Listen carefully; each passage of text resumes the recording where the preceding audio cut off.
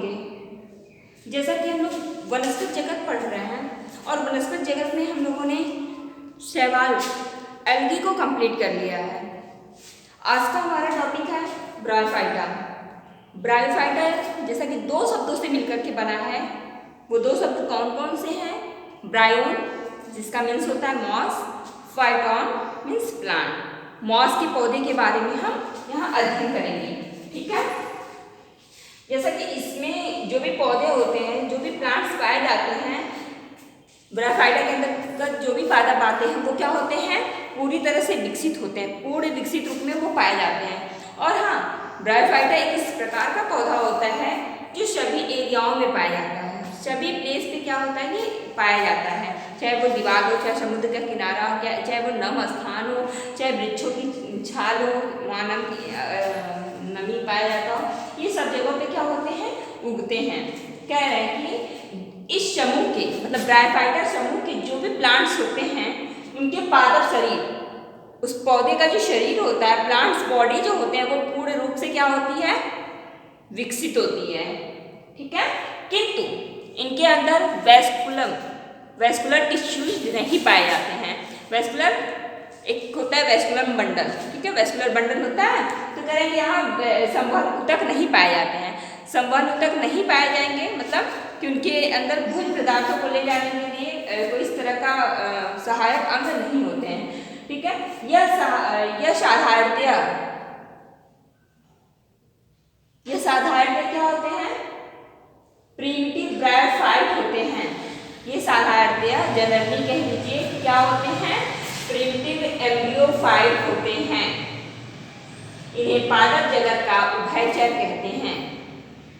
इन्हें पादप जगत का क्या कहते हैं? उभयचर। क्यों उभयचर कहते हैं? अभी मैंने बता दिया कि ब्रायोफाइटा के अंतर्गत आने वाले जो पौधे होते हैं वो सभी प्लेस पे पाए जाते हैं, इस वजह से इन्हें उभयचर कहा जाता है। मतलब ऐसा पौधा, ऐसे जीव जो हर जगहों पे पाए जाते हो, रह सकते हो, अपने आप को एडजस्ट कर सकते हो, वही तो उभयचर कहलाएंगे।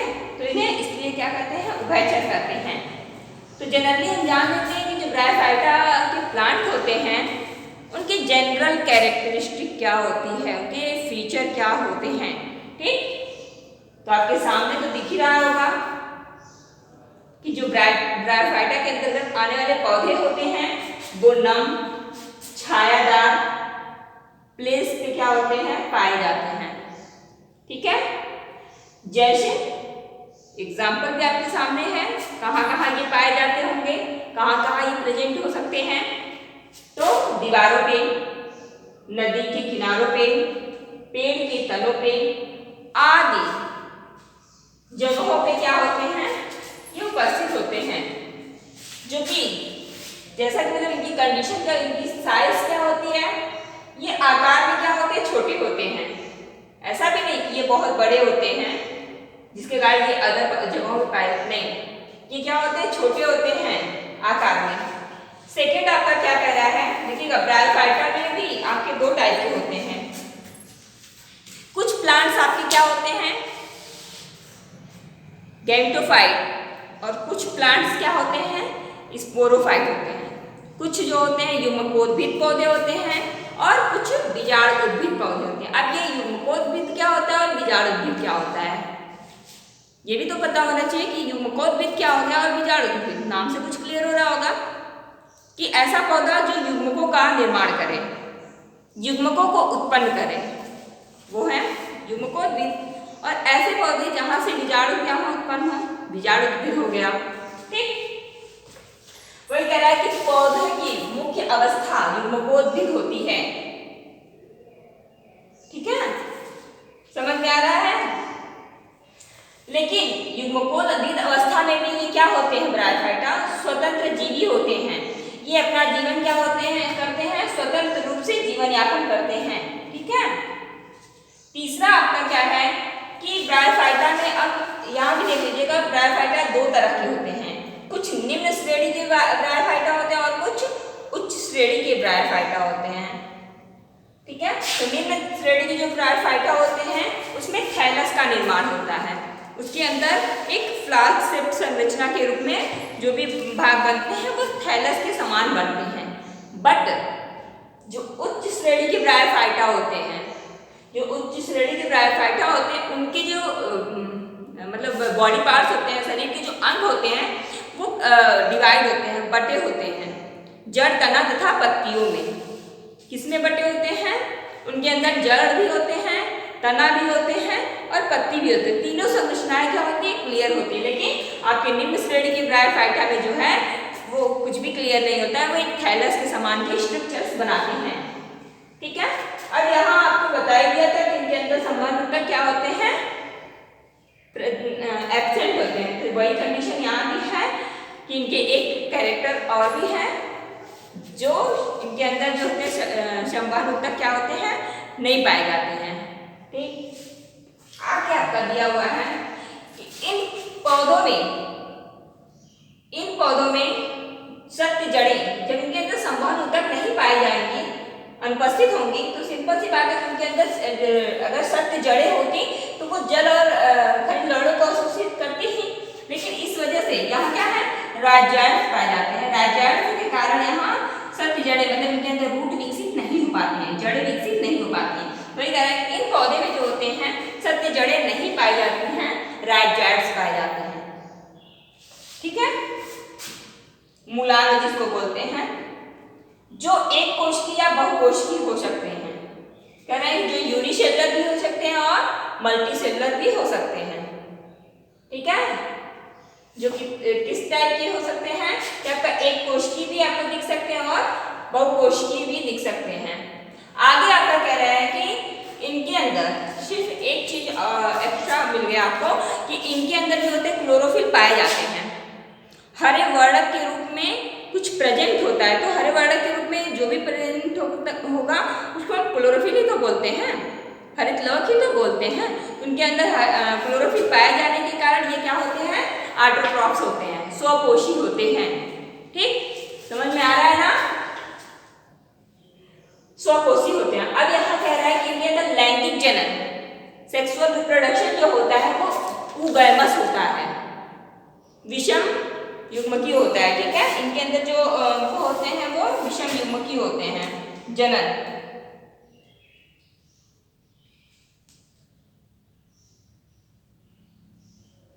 ठीक है।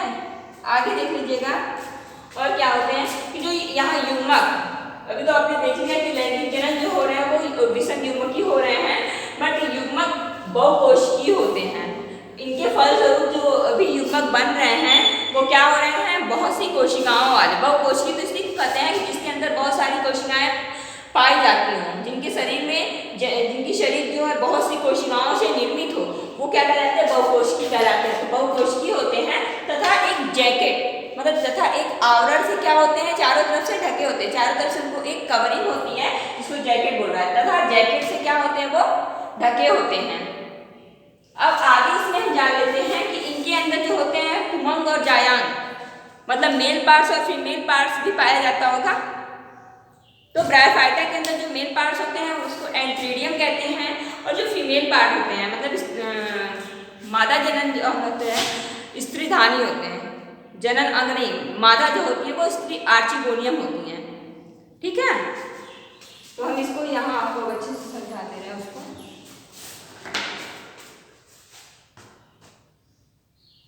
नर जनन अंग जो होते हैं वो एंथ्रीडियम तथा मादा जनन अंग आर्चिगोनियम कहलाता है। अब इधर लिख के हम समझा दे रहे हैं। ठीक है ना?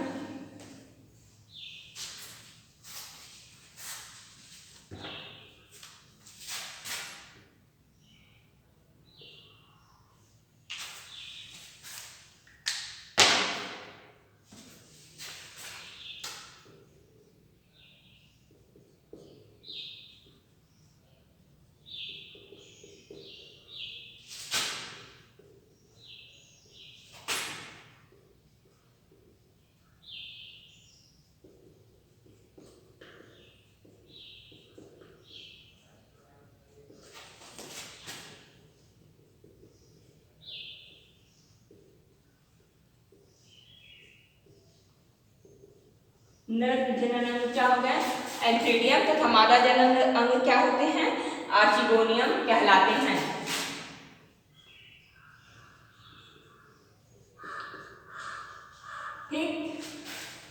आपको इतना समझ में आया कि नर क्या हो गए, एंथ्रीडियम हो गए और मादा जो है आर्चिगोनियम हो रहे हैं। कह रहे हैं कि जो एंथ्रीडियम में होते हैं असंख्य फ्लैजिला युक्त नर युग्मक बनते हैं।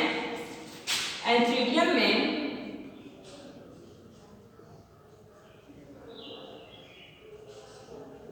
असंख्य, एक दो नहीं, असंख्य, जिसको हम गिन नहीं सकते, असंख्य फ्लैजिला युक्त, मतलब जिनपे फ्लैजिला पाई जाती है, फ्लैजिला युक्त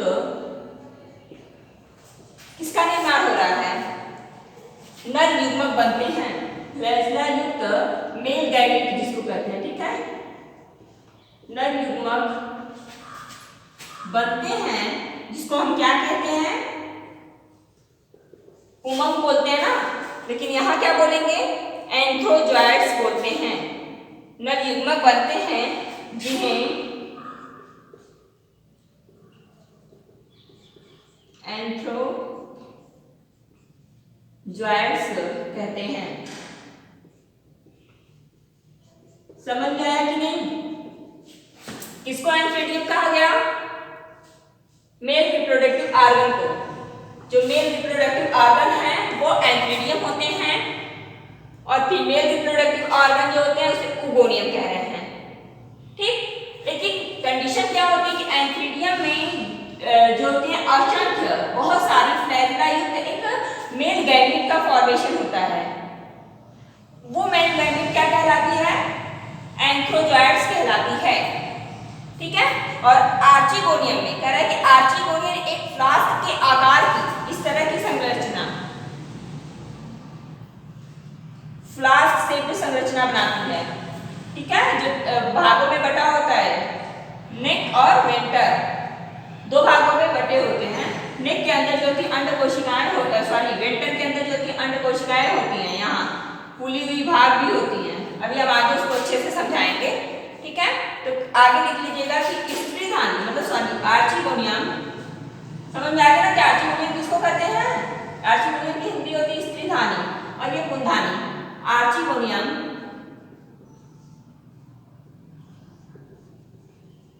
एक फ्लास्क के समान संरचना होती है,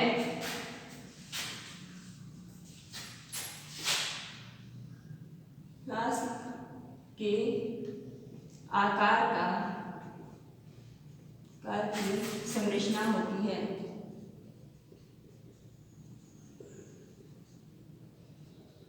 आकार की संरचना होती है, ठीक है, जिसमें नली के समान, अभी मैंने दिखाया ना ये वाला स्ट्रक्चर, इसको मिटाएंगे नहीं, ये नली के समान है, नेक जिसको बोला जाता है, जिसमें नली के समान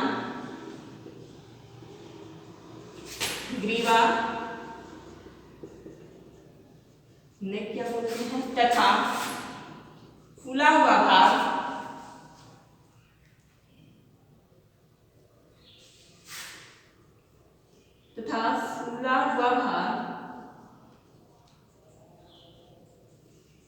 वेंटर कहलाता है। फूला हुआ भाग क्या कहलाता है, वेंटर कहलाता है, ठीक है। आ रहा है कि नहीं समझ में कि अभी तक में जो था कि एंथ्रीडियम एक असंख्य फ्लैजिला युक्त एक नर युग्मक का फॉर्मेशन कर रहा था, जिसको क्या कहा गया, एंथ्रोजॉइड्स कहा गया। लेकिन आर्चिगोनियम क्या कर रही है, एक फ्लास्क के समान की संरचना बना रही है। यहाँ है आपका फ्लास्क के समान संरचना बना रही है जो दो भागों में बढ़ जा रहा है। पतली समान संरचना जो है, मतलब एक पतली ग्रीवा के समान की जो संरचना बन रही है उसको हमने ग्रीवा ही कह दिया या उसकी इंग्लिश होगी नेक। और नीचे वाले भाग को जो है वेंटर कहते हैं। जो फूला हुआ भाग है उसको क्या कहेंगे, वेंटर कहते हैं। वेंटर में अब एक का तथा वेंटर कैनाल का क्या होता है, निर्माण होता है, ठीक। कह रहा है कि ग्रीवा की सतह की होती है, ये जो वेंटर कैनाल होता है, वेंटर जो होते हैं वो ग्रीवा की सतह की होती हैं, जिसमें कोशिकाएं क्या होती है 5 से 6 परतों में बटी होती हैं। इनकी ये जो कोशिकाएं होती हैं ये डिवाइड होती है 5 से 6 भागों में, इस तरह से। और वेंटर क्या होते हैं आपके वेंटर कैनाल में, ठीक है। वेंटर में दो लेयर बनती हैं, दो परतें बनती हैं, जिसमें से एक अचल मतलब अचल अंड होती है तथा दूसरा क्या होती है, वेंट्रल कैनाल सेल होती है, ठीक है। वेंटर में दो भाग बन गया, एक तो अचल जो नॉन मोटाइल होते हैं अंड कोश का एक्शन उनका, और दूसरा क्या होता है, वेंट्रल कैनाल का निर्माण होता है, ठीक। ये चीजें हैं। अभी आगे जब हम पढ़ेंगे कि आगे जो एक मिनट आगे हम क्या पढ़ेंगे, लीवर वर्ड्स, ठीक है। जब लीवर वर्ड्स पढ़ेंगे तो उसमें हम जानेंगे कि क्या होते हैं और कैसे होते हैं, ठीक। आगे अभी और भी ज्यादा इसको विस्तृत हमको पढ़ना है, तो अभी हम यहीं तक देख लेते हैं कि इनके वेंटर कहलाता है, ग्रीवा की सतह होती है। कौन होता है, वेंटर, जो 5 से 6 भागों में क्या होती है, बटी होती है,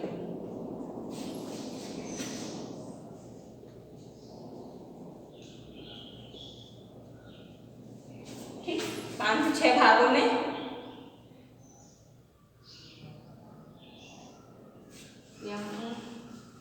कोशिकाएं कर लीजिएगा, जिसकी कोशिकाएं शैली तो डिवाइड होंगी ना, जिसकी कोशिकाएं 5 से 6 भागों में बटी होती हैं, ठीक है। तथा वेंटर में 1 से 2 होते हैं, तथा वेंटर में 2 भाग बढ़ते हैं, 1 से 2 भाग होते हैं, जो कौन कौन से होंगे उसके अंदर, या ऐसे कर लीजिए, जिसमें एक नॉन मोटाइल एग होगा, नॉन मोटाइल एग होगा तथा एक वेंटर कैनाल होगा,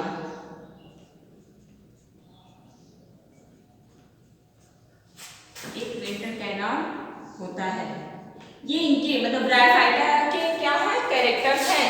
यही आपका इंपॉर्टेंट, अभी जब आप आगे पढ़ेंगे कि लीवर वर्ड्स में रिक्शिया, मार्केंशिया है, मॉस है, इनके बारे में जब हम अध्ययन करेंगे तो उनके इसी तरह से भागों के बारे में जब यहाँ हम जाने रहेंगे तभी तो आगे जानेंगे कि उनको कितने भागों में बांटा जा रहा है, ठीक।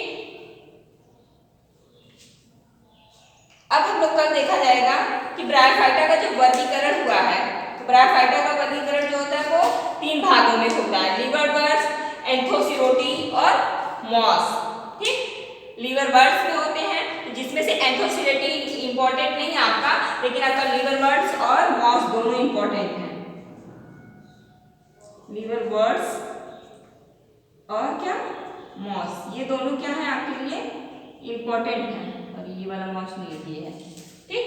अब लीवर वर्ड्स के अंदर जानते हैं आपका कौन कौन आ जाएंगे।